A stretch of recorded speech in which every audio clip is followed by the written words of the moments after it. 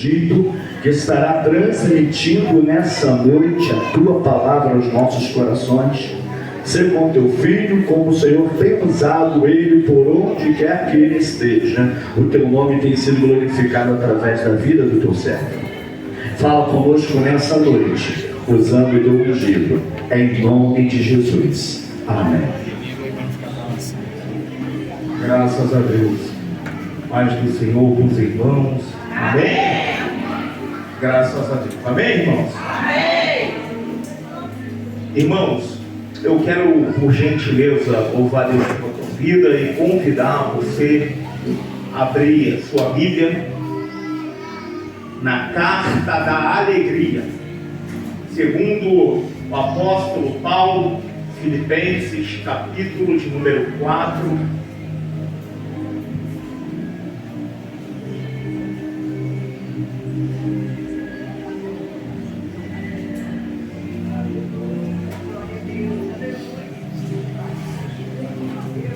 Versos de número 12 e 13.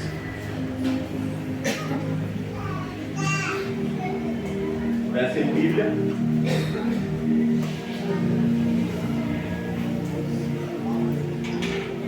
Vou ler na tradução para acompanhar diretamente com os irmãos. Amém? Amém. Você não trouxe a Bíblia, por gentileza.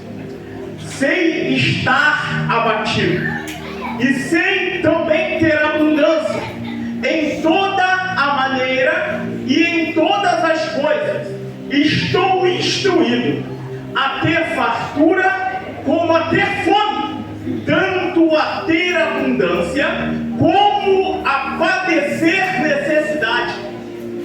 Posso todas as coisas em Cristo que me fortalece. Então, essa aí vai ter que falar antes do final do culto.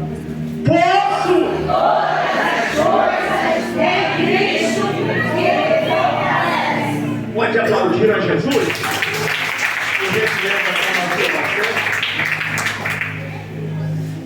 graças a Deus. Irmãos, eu quero chamar a sua atenção para cá. Tem uma palavra de Deus ao seu coração nessa noite. Eu não venho aqui vender ilusões. Eu não venho aqui apresentar palavras de defeito. Mas eu venho aqui entregar um recado de Deus para a sua vida. Pois bem, a carta é conhecida como a carta de alegria. Porque a palavra alegria, ela se encontra 15 vezes nessa carta. O apóstolo Paulo, ele vai louvar a Deus por essa igreja, porque essa igreja era uma igreja que não esquecia da vida de Paulo. Paulo, que passou por tantos desafios na sua vida, alguns naufrágios, outras prisões, tantas dificuldades, açoites, perseguição, apedrejamento, espancamento, calúnia, defamação. Esse homem passou muitas lutas para defender a bandeira do Evangelho. Mas vai me chamar a atenção que Paulo, quando vai escrever a carta aos Filipenses, Paulo vai ser grato a Deus pela vida dos irmãos que se encontravam naquela igreja. E por 15 vezes Paulo vai escrever a alegria que o seu coração transbordava. Só o que vai me chamar a atenção no texto é que, enquanto Paulo vai esbanjar a alegria no seu coração, Paulo está numa prisão. Ele se encontrava em Roma.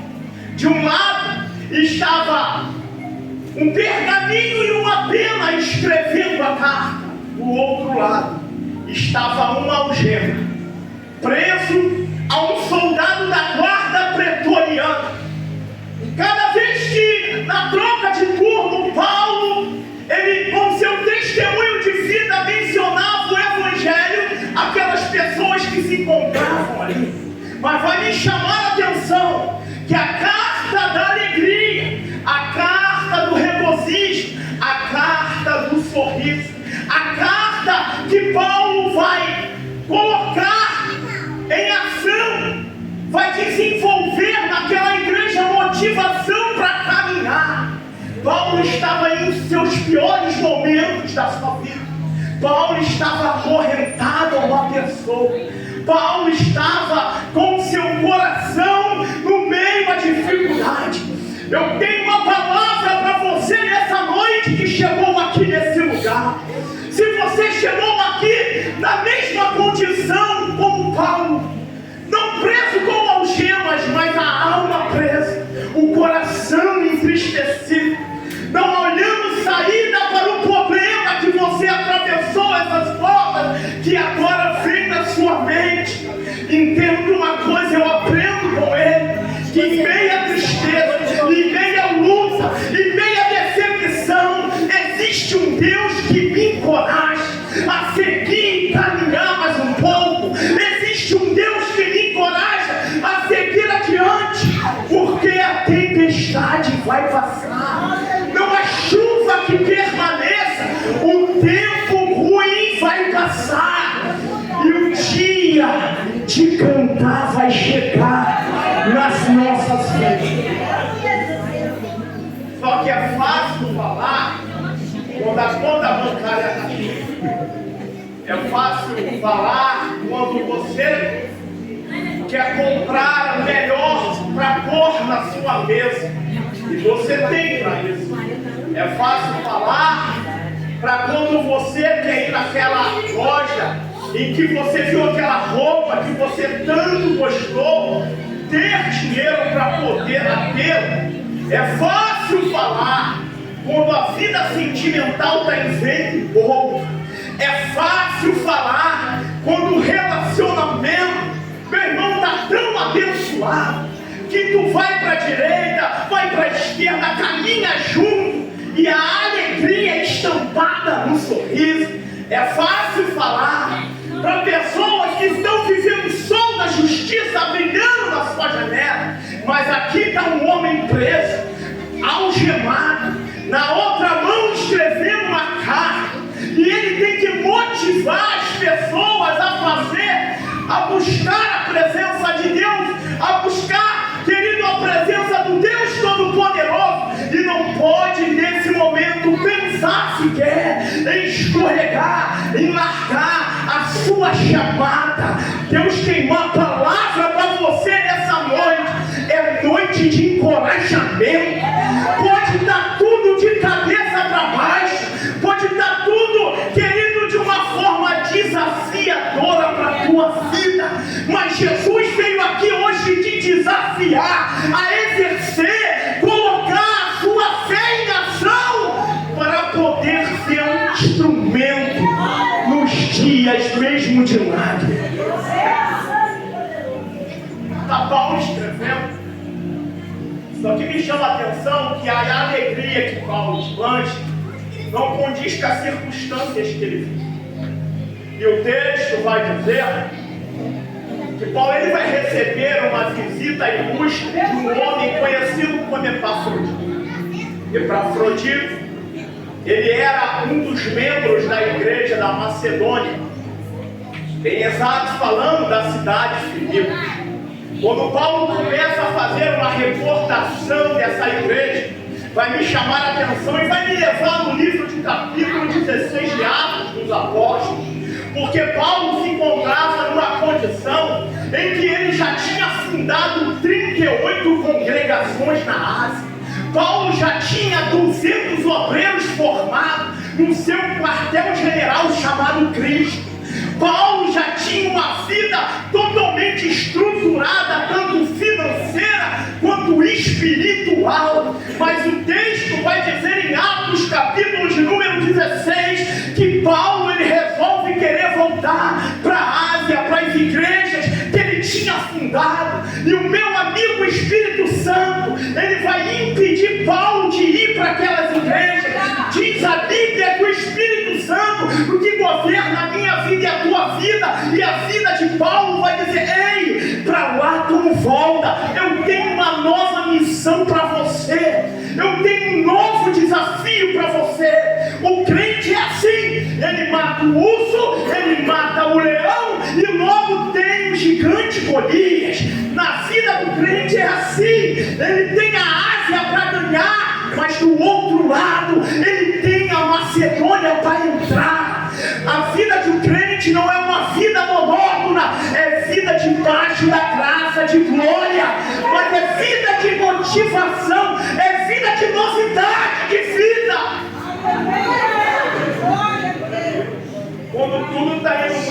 já fico preocupado. Isso é um jargão pentecostal, mas tem verdadeiramente a ver com a nossa vida. Porque quando tudo está indo muito bem, quando não estamos incomodando o inferno, eu já começo a olhar para a minha vida e fazer uma autoanálise daquilo que eu estou vivendo. Porque o diabo não se levanta contra quem não incomoda. O diabo não se levanta com quem na verdade não dá trabalho para ele. Ei, pastor, prova na Bíblia, vamos lá.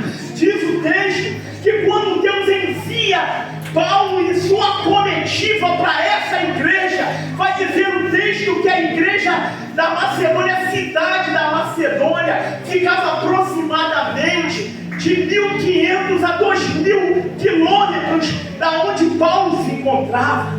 Pois bem, vai dizer o texto que o Espírito Santo vai conduzi-lo. E Paulo, ao chegar na Macedônia, a primeira coisa que o servo do Senhor vai procurar é uma sinagoga. E Paulo não acha uma sinagoga para orar. Então Paulo vai para a margem de um rio. E na margem do rio, ele encontra uma serva fiel que se encontrava na margem de um rio orando. Então Paulo e sua comitiva começa a orar juntamente com Lídia, vendedora de púrpura da cidade de Tiatira. Me chama a atenção que o texto diz que o primeiro culto de consagração foi na margem de um rio, pastor Moisés. Não tinha uma parede, não tinha um microfone abençoado, um som como esse, mas a vida de oração, consagração, era na margem de um rio. Não tinha holofote, não tinha, querido, aleluia, querido, um nome no outdoor, não, mas tinha oração, tinha vida com Deus, tinha devoção.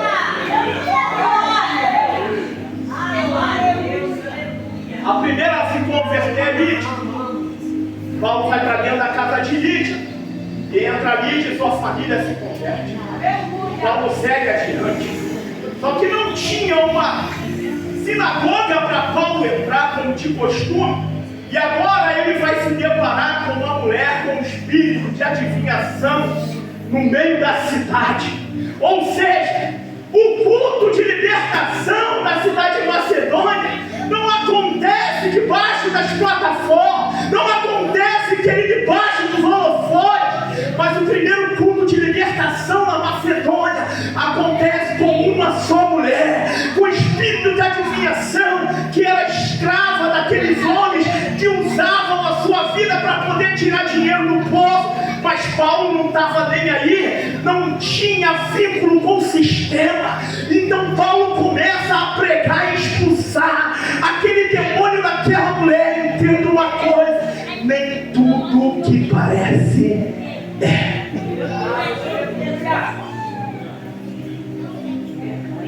Consagração na margem do rio, libertação no meio da caminhada. Duas classes convertidas: classe social alta, Lídia, a vendedora de púrpura, a mulher rica da cidade de Tiatira, e agora uma mulher da classe baixa, uma escrava. Só que vão pegar Paulo, vão pegar sua comitiva, vão dar uma surra em Paulo, porque ele começou a mexer no ninho de maricondo. Porque enquanto está quietinho na sua, não faz a obra, não mexe com o diabo, ele diz assim: só basta não mexer comigo que eu não mexo contigo. Mas começou a meter a mão para orar, expulsar demônios, participar de estudo na sua igreja, participar dos cultos, levantar a mão para adorar no culto de domingo, adorar o Senhor na escola bíblica dominical, cruzar no El Shaddai, departamento de varão. Ei, querido, diabo se levanta mesmo, e diz a palavra que Paulo, a primeira coisa que ele passa por cima, que vão tentar mostrar a nudez de Paulo. Primeira coisa, o diabo não vai querer te ceifar. Primeiramente vai querer mostrar tua nudez, vai querer, querida, mostrar tuas falhas. Ninguém aqui é perfeito. Não é um pastor com o microfone na mão que tem uma orelha na cabeça transmitindo um anjo celestial aqui. É um ser humano que erra como você erra. Existem erros que você comete que eu não cometo, mas existem erros que eu cometo que também você não comete. Estamos no processo de purificação, de glória em glória, até a volta de Jesus. Se você chegou aqui preocupado, não vou vir mais para a igreja porque eu tenho um problema A ou B. Querido, você já viu alguém ficar limpo sem entrar no chuveiro? Então vem para a graça de Deus, debaixo da sombra do Espírito de Deus nessa noite.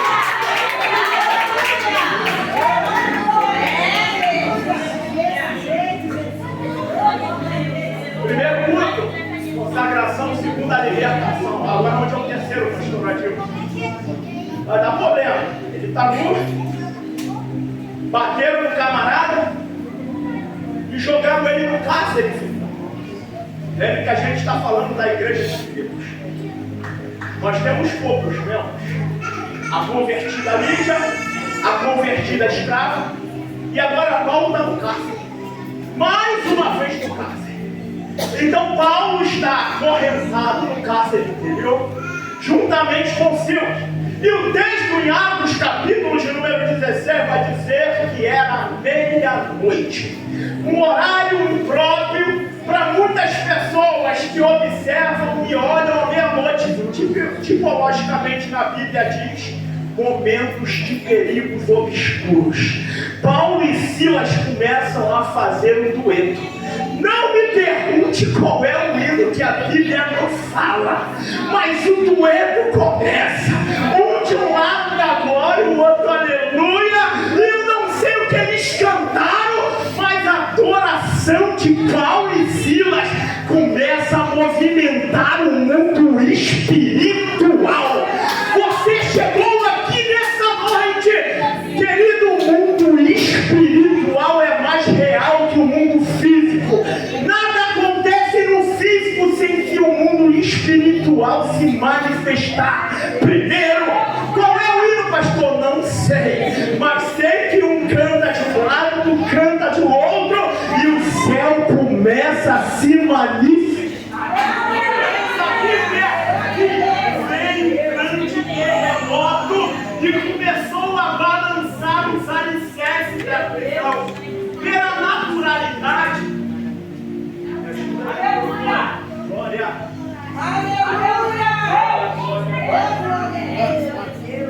Glória. Tá ligado. Não, vem para não perder o.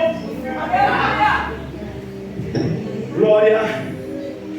O mundo espiritual começa a se manifestar. E diz o texto que um grande terremoto, diz comigo, terremoto, começa a balançar. Eita glória! Começa a balançar as estruturas da prisão. Ou seja, aí tu pergunta, você que é intelectual, é cético, diz, pastor, na Grécia não tem placa tectônica, não tem duas. E um terremoto é manifestação de duas placas tectônicas. Eu não estou falando de desastre natural. Eu estou falando de manifestação espiritual. Porque toda vez que Deus descia no Antigo Testamento, as montanhas uma chacoalhava na outra.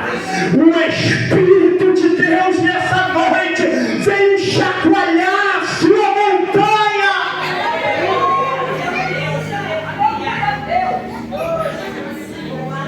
Qual é a música? Não sei. Mas eu sei que eles adoraram. Diz a Bíblia que todo carcereiro que era romano, trabalhava para César, se deixasse fugir um só prisioneiro, eles eram mortos. Então o desespero do carcereiro era: vou tirar minha vida que eu vou poupar a espada de César. Porque se eles entrarem aqui e não ver o Paulo e Silas, a responsabilidade vai cair na minha conta. Então quando ele começa a observar e Paulo se manifesta dizendo: estamos aqui, não se apavore, não tire a sua vida.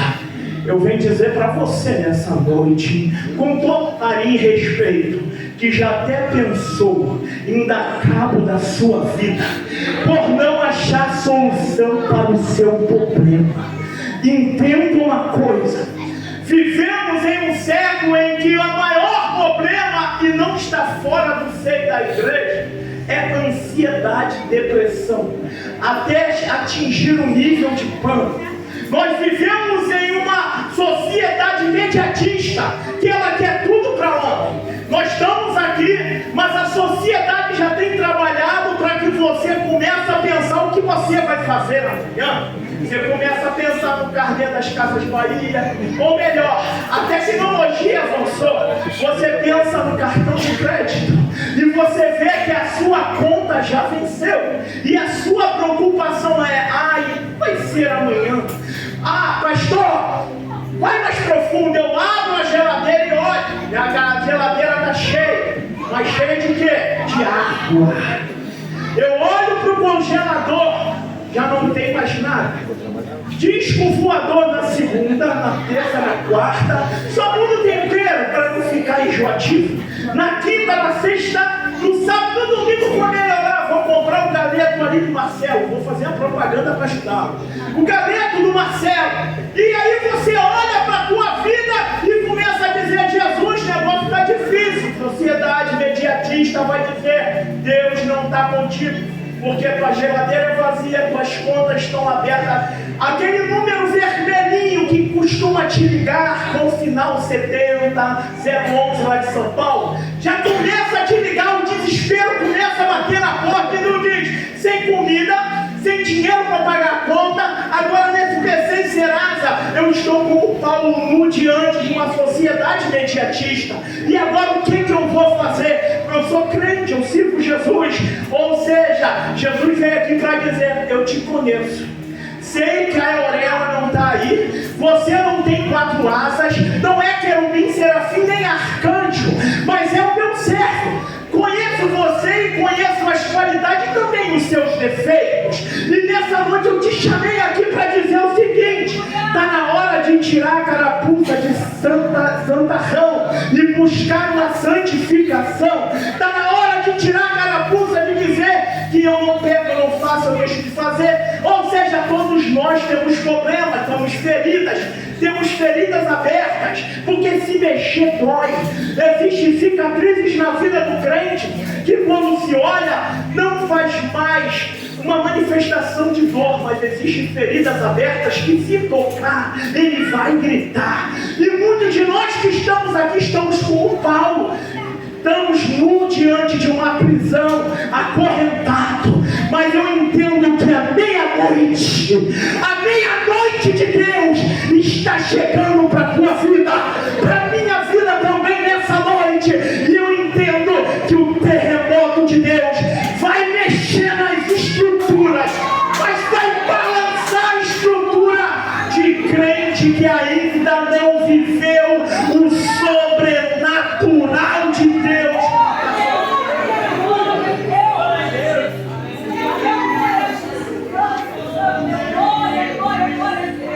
Lembrando que o moço está acorrentado escrevendo a carta. Quantos membros tem na igreja, pastor Adilson? Recapitulando: Lídia, vendedora de púrpura da cidade de Tiatira, classe alta. Escrava em que o espírito de adivinhação foi expulso, classe baixa. Temos um carcereiro que iria tirar sua própria vida, classe média. Paulo deixa cada um representando uma classe em Filipos, ou seja, 3 pessoas. E aqui nós vamos ver o desenvolvimento da igreja de Jesus. Ele não precisa começar com muitos, pastor Moisés, mas precisa começar com quem quer fazer e se empenhar na obra do Senhor. Não precisa de muitos em Macedônia, precisa de pessoas compromissadas com o Evangelho de Jesus. O texto diz: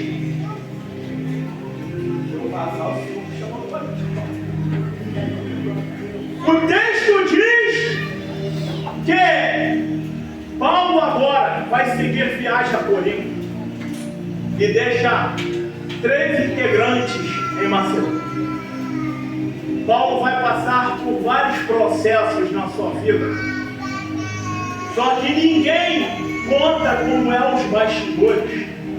As pessoas olham para o altar, vê um homem e uma mulher pregando o evangelho, arrumado, uma boa dialética, uma boa oratória, desenvolvendo uma boa homilética, e acha que essa pessoa não passa problema.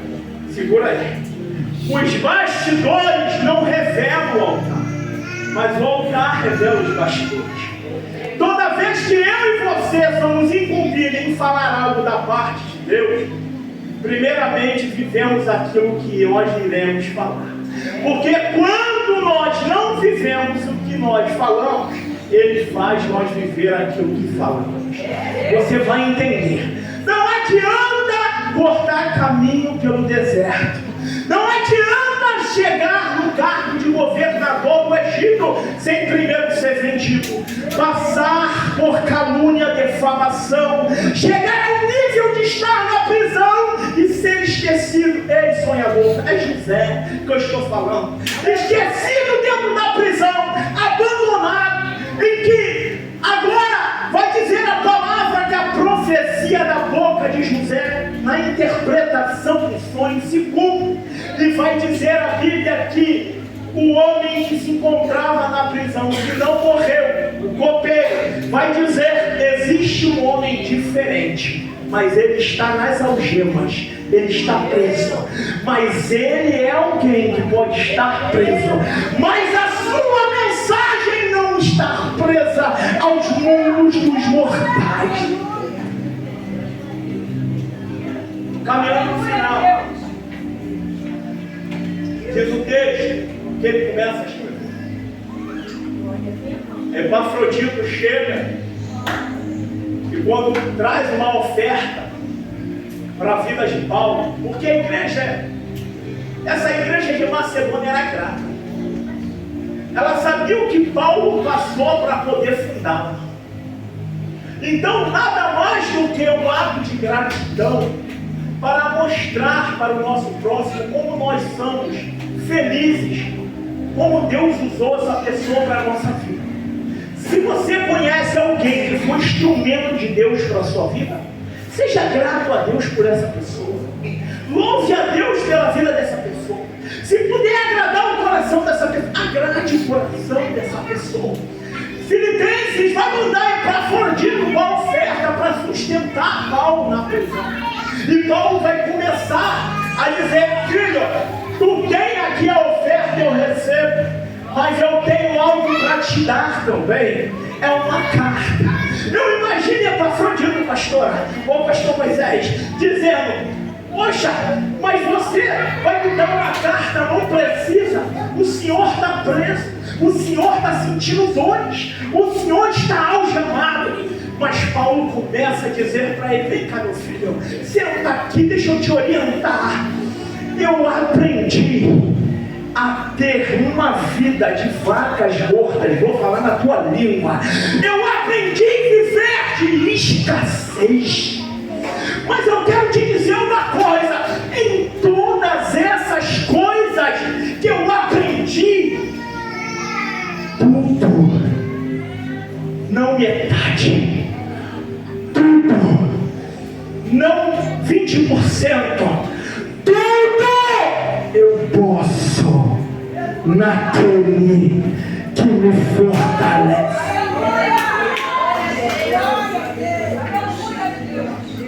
Eu sei que você está dizendo assim: é fácil falar porque não está vivendo o que eu estou vivendo. Você não tem noção.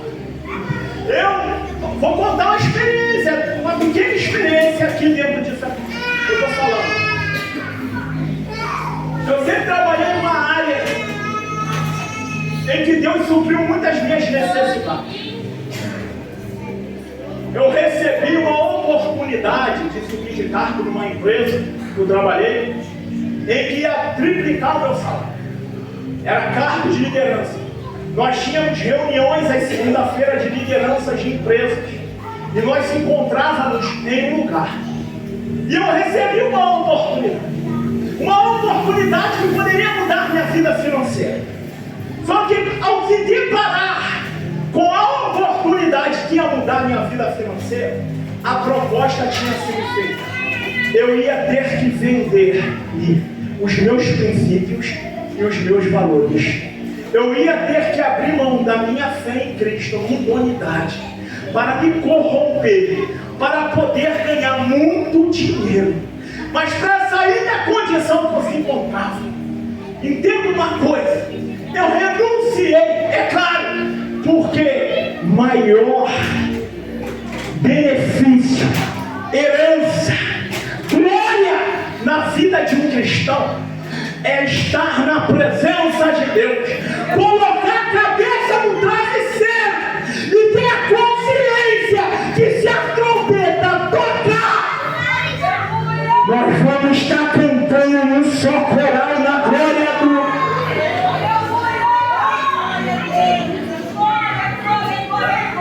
Não se venda, não negocie os teus princípios.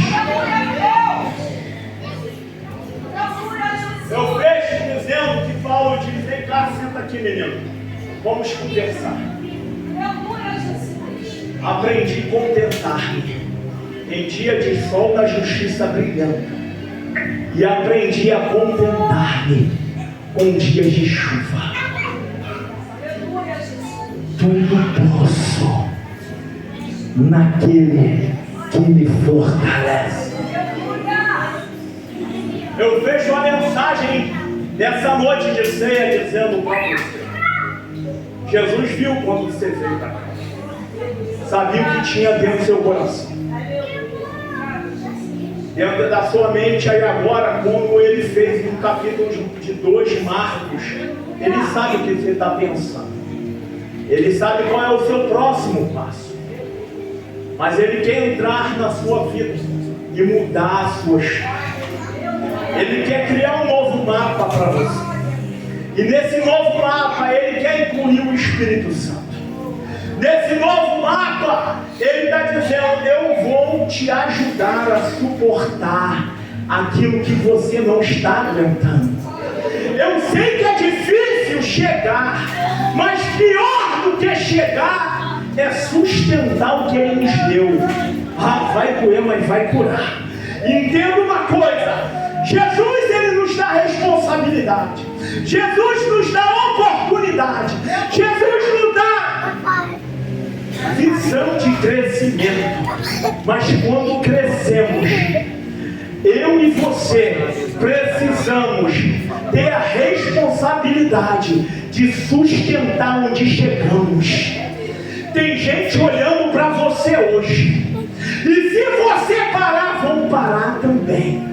Tem gente olhando para você hoje, está dizendo: foi para o culto, está desempregado, foi para o culto, o relacionamento dá uma porcaria, me desculpe a clareza, foi para o culto e está com uma vida financeira deplorável. Mas essa mesma pessoa que eu te observa, nesta mesma circunstância, diz: mas ele não para e não desiste de ir para o culto. Ele não para, ela não para. Tem alguma coisa diferente na vida dele, na vida dela, que já se passaram os anos, mas ele e ela não desiste da obra que o Espírito Santo tem na vida dele. Você pode ficar de pé?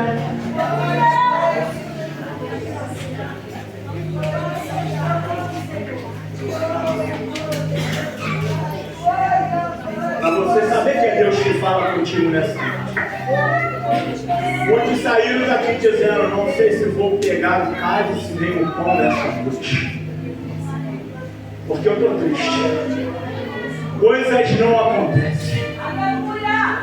Tem oração que já virou reza repetida. Parece que desde o início da minha caminhada nada dá certo. Minha vida, misericórdia, quero nem contar, senão tu vai chorar. Você olha para a tua circunstância e diz: Deus, o que eu vou fazer? É noite de ceia. Eu não sou digno de meter a mão nesse pão. Não sou digno de meter a mão nesse cálice.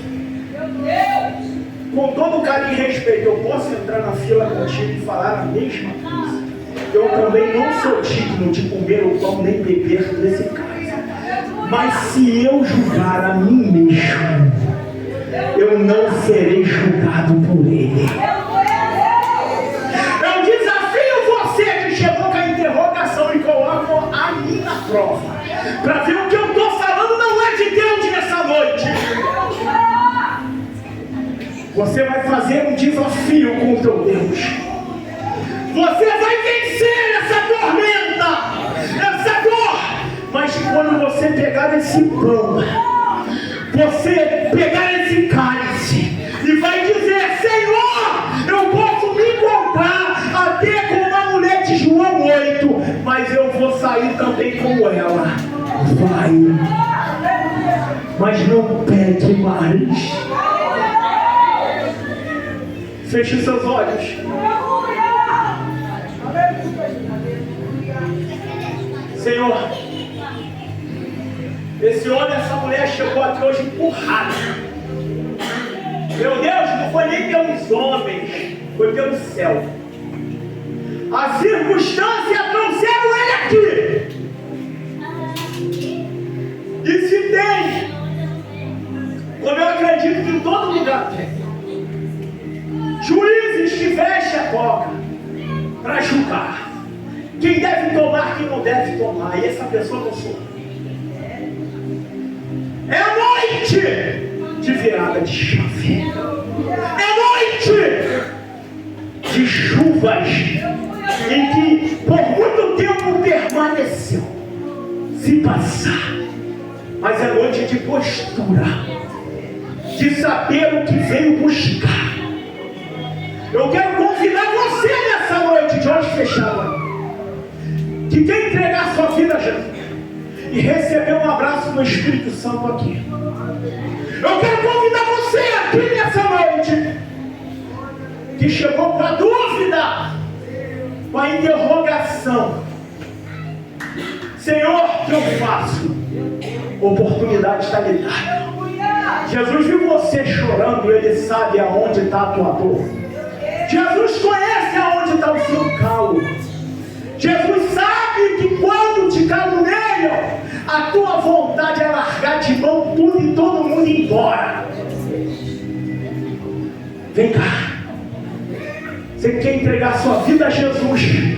Você precisa voltar para o Evangelho. Precisa tomar uma postura. Irmãos, você pode aplaudir a Deus pela vida da jovem. É noite de postura. Se amanhã vai acontecer ou não pertence a Deus, mas eu preciso estar aqui. Irmão, não vou insistir. Tem duas vezes aqui na frente do altar. Não se amedronte, vem. Pastor, fiquei chateado, entristecido. O Evangelho, que luta, pastor. Vou afastar. Briguei com o meu pastor presidente, irmão. Já dei trabalho muito para pastor presidente, mas você não. Já dei muito trabalho para pastor presidente. Um dia reconheci que eu precisava mudar. Vem, irmãos. O pastor vai orar aqui pela sua vida, vai te abraçar, vai te receber como ovelha querida. Irmãos, tem alguém que vem abraçar essas duas jovens aqui? Quando o pastor Moisés faz essa oração, meu pastor, eu já quero agradecer a oportunidade e louvar a Deus pela sua vida. E mais uma vez, aplaude a Deus pela vida dessa gente.